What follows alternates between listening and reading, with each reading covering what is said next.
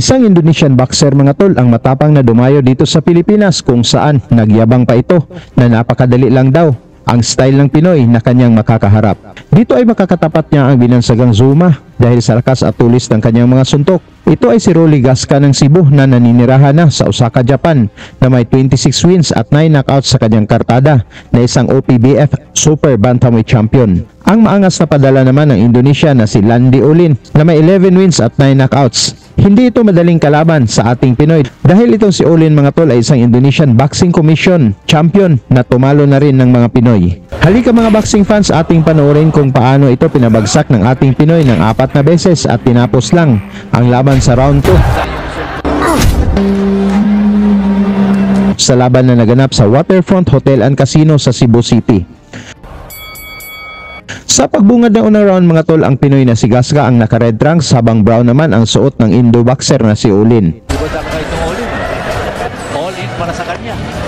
This is the Waterfront Hotel and Casino, so it's all in. Yan na nga naman. Gasca is a boxer. Yeah. Stilo ni Gasca outbox his opponent. He's a very good boxer, very talented young fighter. Hasn't got the breaks. He's been unlucky in some of the fights. That's a push. June 22, 2013, he won a unanimous 10-round decision over Jimmy Adukal. He had a majority draw against Ifumi Shimoda of Japan. April 6, 2013.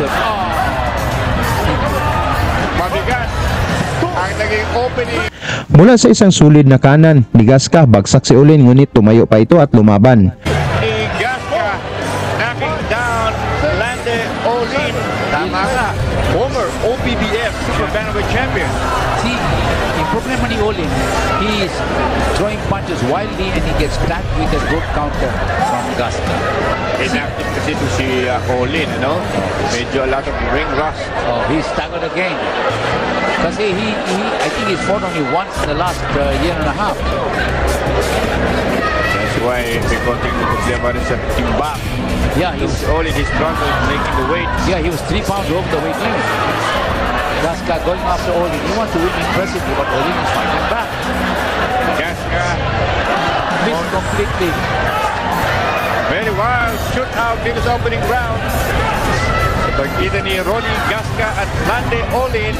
Gasca already with a knockdown. Alam mo, he's more of a boxer, pero ito si Gasca medyo be aggressive a little. Tama. Para medyo mapansin talaga. Down again.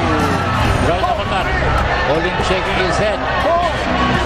Mula sa isang dukot sa bodega, bagsak ulit ang Indonesian champion ngunit nalampasan pa nito ang bilang ng referee. Olin.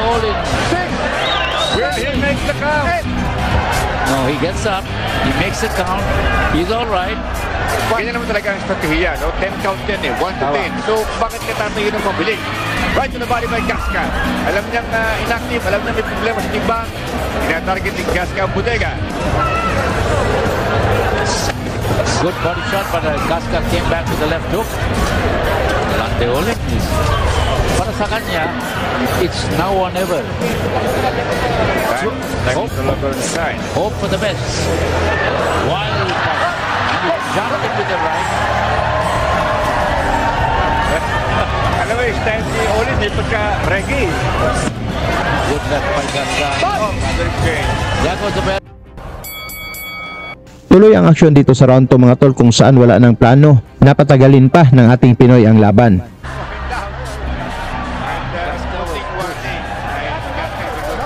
Medyo agresibo ngayon, ha? Ito si Rolly Zuma Gasca, also known by another nickname, Gascolina. Because that's the count. Mula sa kombinasyon ng Pinoy, bagsak ulit si Olin ngunit mapahanga ka rin sa tapang nito. And now, the ref is ruling a knockdown. That's 3 knockdowns credited para kay Gasca. Oh, beautiful punch. Ganda yung suntok ng Gasca, yung right straight. Body shot. Tapos ng boxing. Mula sa suntok sa bodega, bagsak ulit ang maangas na Indonesian at dito na inawat ng referee ang laban. Nakuha ni Gasca mga tol ang technical knockout na panalo sa round 2 at mula dito ay hindi na lumaban pang muli ang Indonesian champion. Lagi niyong sundan, huwag magpapahuli. Pag-usapan ni bakbakan, balita niya at laban. Mga Pinoy na di nagpapagapi. Salamat sa mga suporta na lagi nandyan.